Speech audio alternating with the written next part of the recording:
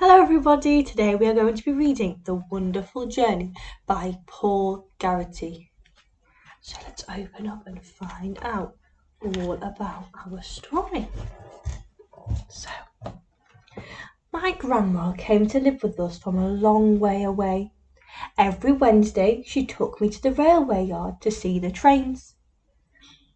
If it rained, we sat in an empty shack beside the railway. And there, to the smell of steel and the shudder of the engines, she would tell me stories from the far-away places she used to live. One day she told me a true story. "Do you remember," she said, "the time that I told you that I could fly away?" I remembered. She'd been telling me about the place where she was born. She seemed to be looking a long way past the sun. "One day," she sighed, "I will fly back home to where I came from, and then I will be happy." I knew she could fly. "Aren't you happy here?" I asked her. "Not really," she'd said, but she never told me why. "Well," said Gran, "that time has come, time for me to fly away." "But you can't go," I cried.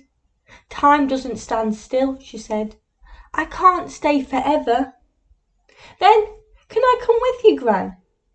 "No, Sam," she said kindly. "You belong here with Mum and Dad, and you still have many stories ahead of you." "But Gran, who will tell your stories?" "Why, you will," she said.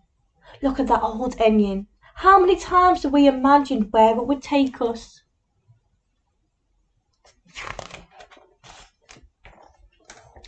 "Besides, you can still see me if I go away," she went on. "You can see me from the other side of the world whenever you want." I laughed at her. "People can't see that far." "Oh, but they can," said Gran. "Didn't you know?" When she told me that, I felt a tingle run down my neck, right to my toes.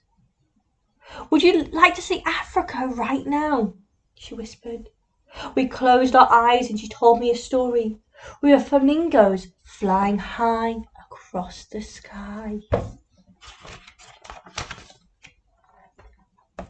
Over the sea we flew, above green mountains and a hot baking desert, till we were too tired and thirsty to go on. So we rested with the other birds in our favourite steamy lake. "Not long now," said Gran, "till our migration is over."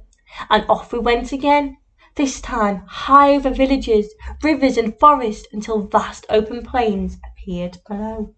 You see them there.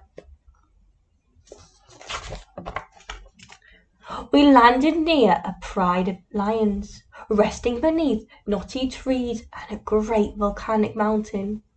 "Now we are very close to where I used to live," Gran whispered.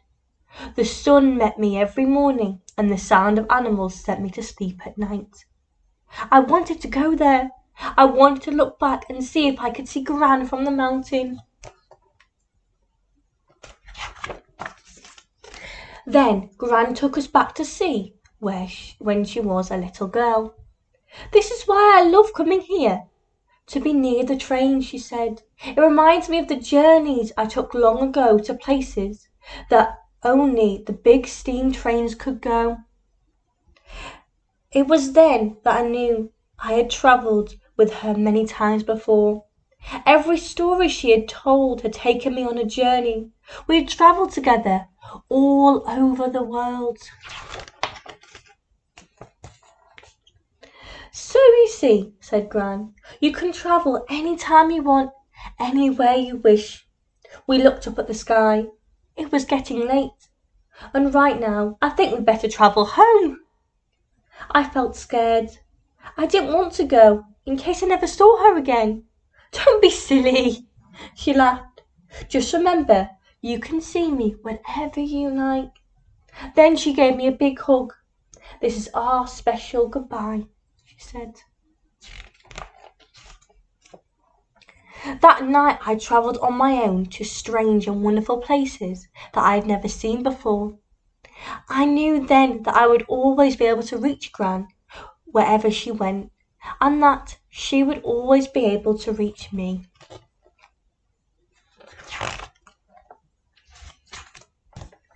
Next Wednesday, Gran didn't come to fetch me.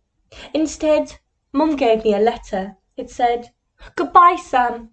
Remember to think of me and remember our special stories. Lots of love, Gran." There were things I still wanted to tell her, so I hurried to the railway yard to see if I could catch her. I looked in the shack where we had sheltered, but I couldn't find Gran. But everywhere I looked were the stories she had shared. Gran had flown away, but in the thunder of the trains, I could still hear her voice. And that is the end of The Wonderful Journey. I hope you liked the book.